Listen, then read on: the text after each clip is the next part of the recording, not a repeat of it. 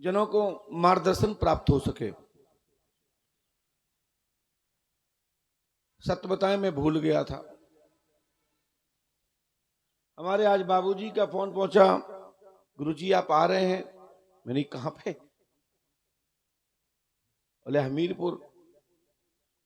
हमने कि हमीरपुर में तुमने कोई कार्यक्रम दिया ही नहीं, क्योंकि हमारे यहाँ डायरी पे भी नहीं, नोट नहीं है, और यहां से प्रशासन को भी जानकारी नहीं दी।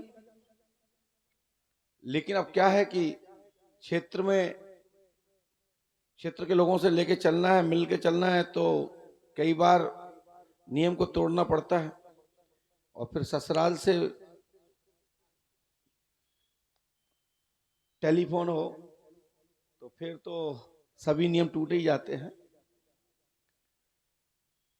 हमारे बीच में दूसरे और क्या नाम बोलते हैं, सोनू महाराज जी श्री पंडोकर सखा की कृपा पात्र हैं। आपके बीच में ही हमीरपुर जिले में दरबार चलाते हैं, लोगों के जनहित के लोग मार्गदर्शन करते हैं, धर्म का प्रचार करते हैं। वैसे पंडोकर धाम के भक्तगण और शिष्य भारत में नहीं, देश विदेशों में भी स्थापित हैं। अरे आप शिष्य नहीं हो, भाई हो। मां भगवती के कृपा पात्र हमारे कमल वाले बाबा, जिनके स्पर्श मात्र से रोगी को लाभ मिलता है, ठीक होते हैं। कई ऐसे परिवार हैं जिनको आज चल रहे हैं, दौड़ रहे हैं, अपने घर परिवार का काम संभाल रहे हैं। कई लोगों का ये जिक्र भी रहता है कि कम्बल वाले बाबा ने मेरे को झाड़ा था, लाभ क्यों नहीं मिला? तो भैया उसमें बहुत सारे कारण भी हैं। आप झरवा तो लो, लेकिन क्या आपके अंदर आस्था है? लोग कहते हैं आस्था नहीं होती तो मैं यहाँ आए काय के लिए? आस्था तो है तभी तो आए। हम कहते हैं ऐसा संभव नहीं है। लो, आप सुन के आए कि कहीं जादू हो जाएगा तो देख लेते हैं।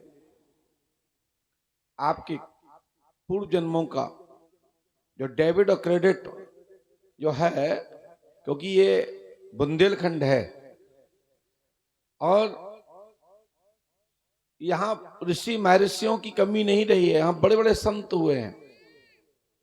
ये पूरा क्षेत्र इतिहास भरा हुआ है। चित्रकूट तक आप चले जाइए, दंडकारण्य जो क्षेत्र लगा हुआ है, छत्तीसगढ़ के बॉर्डर तक ऐसे अनेक संत हुए हैं।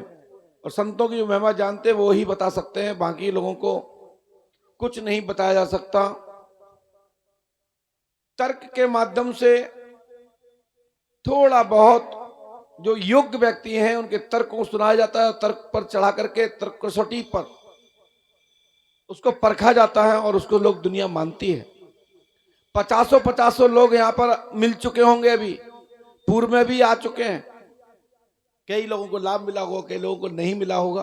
उसके पीछे के कारण है कि आपने शिविर नहीं किए होंगे, आपने उनके बताए अनुसार उतनी बार झाड़ा नहीं लगवाया होगा, या उन्होंने कोई उपचार बताया उस उपचार को नहीं कराया होगा। ये मैं इसलिए जानता हूं क्योंकि डॉक्टर के यहां भी आप लोग जाते हैं, दवा टाइम पर नहीं लेते और दवा का पालन विधिवत रूप से सेवन नहीं करते और परहेज नहीं करते, तो डॉक्टर का भी दोष नहीं होता। उसी प्रकार से साधकों पर भी लागू है। उसी प्रकार से जो मंत्र चिकित्सा विज्ञान, ये कोई आज का विज्ञान नहीं है। जो कंबल वाले बाबा करते हैं, स्पर्श कंबल डाल करके या अपने हाथ रख करके जो लाभ पहुंचाते हैं, ये इष्ट बल की ताकत है। बहुत सारे लोग कहते हैं गुरुजी वो आपके बड़े प्रिय हैं लेकिन हमको लाभ नहीं मिला। एक दिल्ली में बोल रहे थे, तो मैंने कहा साहब बहुत लोगों को लाभ मिलता है, बहुत लोगों को नहीं मिलता है, वो तुम्हारे कर्मों के आधार पर भी निर्भर करता है। आपका विश्वास कैसा है? आप टेस्ट करना चाहते हैं तो टेस्ट ले लीजिए। भक्ति से प्राप्त करना चाहते हैं, शक्ति से प्राप्त करना चाहते हैं, तो उसका आपको लाभ बेनिफिट 100% दिखाई देगा। चेक करने की स्थिति में तो क्षण की ही व्यवस्था होती है, क्षण की ही प्रकाश मिलता है। टेस्ट करने पर यदि आप उसमें रम जाते हैं, मगन हो जाते हैं, अपने इष्ट के प्रति समर्पित हो जाते हैं, तो जीवन पर्यंत प्रकाश मिलता है। ऐसा कौन सा कार्य है जो हनुमान जी की कृपा से ना होता हो। हम लोग तो ईश्वरवादी हैं, सत्य और शाश्वत और सत्य को ही जनाने का प्रयास करते हैं। अरे हमारे भैया ऋषिक जी ने बुलाया, और ये आपका दोष नहीं है, इस क्षेत्र की ये प्राचीन व्यवस्था है। संत महात्माओं की सुनते ही भीड़ लग जाती है। ये पूरा क्षेत्र एक तरफा लगता है। यदि सही से आप इसका मैनेजमेंट से प्रचार प्रसार हो तो लाखों की भीड़ भी इस क्षेत्र में होती है। मैं लंबे समय से, मुझे 35 वर्ष हो गए हैं, मैं हमीरपुर जिले से लेके जिला जालौन का पूरा गांव गांव, मुझे ऐसा कोई गांव नहीं होगा जिस गांव में हमारा शिष्य हमारा भक्त नहीं रहता हो। हम यहां बहुत रहे हैं, आपके बगल में कदौरा में रहा हूं, आसपास के और भी गांव हैं। इस क्षेत्र के खपटिया में हमारे एक शिष्य हैं, पंडा जी दरबार चलाते हैं, हमारे सोनू जी दरबार चलाते हैं, और ऋषिक जी भाई है, साधना के माध्यम से आगे बढ़ रहे हैं। लेकिन हमारा तो एक ही है कहना, धर्म की जय हो, अधर्म का नाश हो। हमेशा धर्म की ही विजय होती है, और हम सनातन धर्म हिंदू जाति जिसको बोला जा गया है, जो जाति नहीं है, ये कोड है। हम लोग सिंधु अवरंश हिंदू नाम से पुकारे जाते हैं, जो कि हम लोग आर्यावर्ती हैं। हम लोग राम और कृष्ण की संतान हैं। हम लोग ऋषि परंपरा से निकले हुए ऋषियों की संतान हैं। हम लोगों के नाम और गोत्र में भी ऋषियों के नाम आते हैं। दुनिया के अन्य भारत भूमि छोड़कर कहीं भी कोई ऋषि गोत्र नहीं जानता, लेकिन हम लोग राम कृष्ण को भी जानते हैं, चारों योग जानते हैं, और साथ में गोत्र भी जानते हैं, और आप बताते हैं कि हमारा गोत्र यह है। उसके पीछे का कारण होता है कि आप इस ऋषि से निकले हुए हैं, इसलिए हम सब लोग सनातनी है। पर्चा बनाना तो एक बहाना है, और मैंने ऐसे पर्चे तो कभी बनाए नहीं जिस तरह से मैं अभी बैठा हूं, क्योंकि या तो इन्हें पता नहीं था गुरुजी आने वाले हैं, या मुझे पता नहीं था कि मैं यहां जाने वाला हूं। दो ही कारण है। ऐसी मंच में पहली बार अपनी जिंदगी में साझा कर रहा हूं। हम लोग झारखंड में साथ रहते हैं, हम लोग दिल्ली में भी साथ रहते हैं, और दिल में हमेशा साथ रहते हैं कम्बल बाबा। हम लोग तो एक ही हैं, अलग नहीं है। इनका प्रयास संभवतः यही रहता है कि हर व्यक्ति से मिलते हैं, कितनी मेहनत करते हैं ये तो आप लोग जानते ही होंगे, क्योंकि आपके बीच में पहले भी आ चुके हैं। और रेजेंट के लिए मैं प्रार्थना करता हूं भगवान से कि आप सबका रेजेंट सफल हो, आप निरोग रहें, सुखी रहें, आपकी पीड़ा खत्म हो। रहा पर्चा का सवाल, तो ये दरबार नहीं है, लेकिन एक दो पर्चियां मैं जरूर दे दूंगा, क्योंकि लाइट भी अपना प्रकाश दिखाती है। और हम यहां तक आए तो एक दो लाइट के सैंपल जरूर बता देते हैं कि 21वीं सदी में क्या नहीं हो सकता, और कितना भी विज्ञान प्रखर हो जाए उसके बाद भी अध्यात्म की चलों में झुकना पड़ेगा। परा विज्ञान को कितना भी आगे कोई भी चैलेंज कर ले, किसी भी माई कलाल में ताकत नहीं जो राम और कृष्ण के मंदिर मठ पुजारी साधक साधना रहने वाले युक्त महापुरुषों को झुका सके। ये सब अपने अपने जगह पर काम करती हैं शक्तियां। हम अपने ही घर में नहीं बोल पाएंगे तो कहां बोलेंगे? ये भारत में ही नहीं बोल पाएंगे तो कहां बोलेंगे?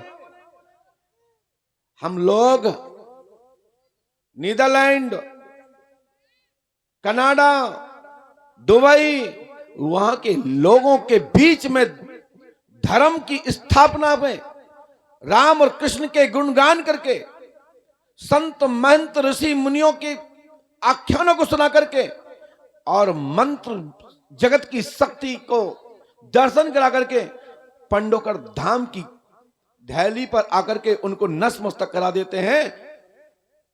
यहां के लोग तो अपने हैं, थोड़े से ही बोलने पर भी नतमस्तक रहते हैं और हो जाते हैं। आप सभी लोग, मैं आप सबके किसी के कार्य में बाधक नहीं बनूंगा। ऋषि जी माजी से भी मैं कहना चाहता हूं, आप हमारे प्रिय हैं, अत्यंत प्रिय हैं। क्यों गए थे मेरे पास? नो डाउट गए, निमंत्रण स्वीकार हमने किया, हमने कहा आएंगे, बोले दरबार करना है, हमने कहा देखेंगे टाइम नहीं है। ताकत तो तुम में है कि तुमने मुझे यहां तक खींच लिया, ये तो मानना पड़ेगा। इन्होंने हमें उदाहरण दिया, गुरुजी मैं आपका एक ऐसा शिष्य हूं कि मैं दीक्षा प्राप्त नहीं हूं, लेकिन मैं एकलव्य की तरह हूं। ये उदाहरण देकर आप उनसे मिले थे। ठीक है, मैं प्रयास करता हूं कि तुमने यहां तक खींच ही लिया तो मैं बता देता हूं कि पर्चा किसे कहते हैं और पर्चे की क्या ताकत है। और रहा सवाल इस परंपरा का, हमारे द्वारा जरूर लोग जानते हैं, लेकिन हमसे भी ऊपर भी बड़े बड़े महायोगी संत हो गए हैं, जिनकी कृपा से मैं यहां बैठा हूं। यदि ये परंपरा, ये विधा, ये व्यवस्था पूर्व से स्थापित नहीं होती तो हमारे पास भी नहीं होती। इसके कोई ना कोई आचार्य हैं, इसके कोई ना कोई स्थापना करने वाले वो महापुरुष योगी हैं, जो त्रिकाल दर्शिता आज भी जीवित है। और सब तो जानते ही हैं कि भगवान शंकर, शिव, शंभु, सदाशिव, पांडेश्वर महादेव ही एक ऐसे देव हैं जो त्रिकालदर्शी हैं। मनुष्य कभी भी त्रिकालदर्शी नहीं हो सकता, लेकिन ज्ञान प्राप्त हो जाने पर, साधना में युक्त रमे रहने पर, लंबे समय हठ योग करने पर दूरगामी व्यवस्थाओं को जानने की व्यवस्था प्राप्त हो सकती है। लेकिन लोग, भक्त लोग यदि त्रिकालदर्शी कहते हैं तो ये भक्तों की आस्था है। लोग हमारे लिए भी ना मालूम क्या क्या बोलते हैं। अरे हम लगते ही कहां हैं? हमारे योगी श्री कृष्ण को लोगों ने नहीं छोड़ा, राम को नहीं छोड़ा, जो मेरे अखिल ब्रह्मांड श्री राम जी महाराज अयोध्यानाथ को नहीं छोड़ा, तो गुरुशरण कौन सी खेत की मूली है? परंतु मैं आप सबसे कहना चाहता हूं, आप हमीरपुर के क्षेत्र के लोग हैं और सुनकर के लोग आए हैं, तो मैं अपने अपने भगवान को सुमरो। नेताओं के सुमरने से मैं, हमारे पास नंबर आ नहीं सकता, सोर्स से पार से नंबर आ नहीं सकता, और मैं परिचित व्यक्ति को बुलाता नहीं हूं। ये हमारी खासियत है। हम जहां जाते हैं वहीं से चुनते हैं और वहीं चुन करके इतना दे के आते हैं कि वो तृप्त हो जाता है। चुनता भी हूं, चुनाता भी हूं, और निशान राइट का लगा देते हैं कि आप राइट है, रॉन्ग मत चलिए। रॉन्ग चलोगे तो डॉक्टर मिलेंगे, भूत मिलेंगे, प्रेत मिलेंगे। राइट चलोगे तो भगवान मिलेंगे और तुम्हारा कैरियर भी बनेगा और तुम महापुरुष के रूप में जाने भी जाओगे, और आपको भगवान के नाम से पहचान भी होगी कि ये व्यक्ति ईश्वरवादी है। ये हमारा रूट है। इसलिए दरबार देखना चाहते हैं तो ये नेता वाला स्टाइल त्याग कर नीचे आ जाओ सब लोग।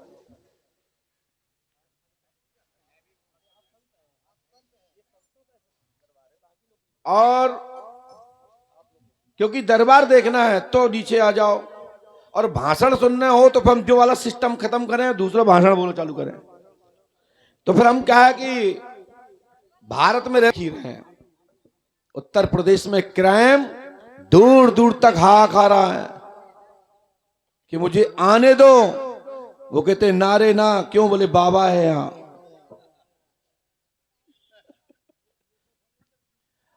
नहीं महाराज जी हमारे हैं। नहीं नहीं आप बैठो। हाँ मैया आप लोग नीचे आ जाओ। आज आप जो यह आध्यात्मिक 9 दिवसीय शिव चर्चा, और जिसके अंतर्गत आप इन भारत के मनीष सिद्ध संतों को अपने मंच पे देख रहे हैं, तो ये जो इस प्रेरणा का केंद्र है, मैं इस त्रिकालदर्शी दरबार को प्रारंभ करने से पहले अपनी माताजी को जरूर, माताजी, क्योंकि इन्हीं की प्रेरणा है मुझे आगे बढ़ाने के लिए या मुझे ऐसी प्रेरणा देने के लिए कोई नहीं सिखाता। केवल हमारी माता जी हैं जो ये लेटे लेटे मुझे कुछ न कुछ आदेशित करती रहती हैं। और आज मैं पूज्य गुरुदेव के समक्ष अपनी प्रथम गुरु और इस जन्म के गुरु, दोनों गुरुओं को प्रणाम करता हूं और इस मंच को प्रारंभ करता हूं।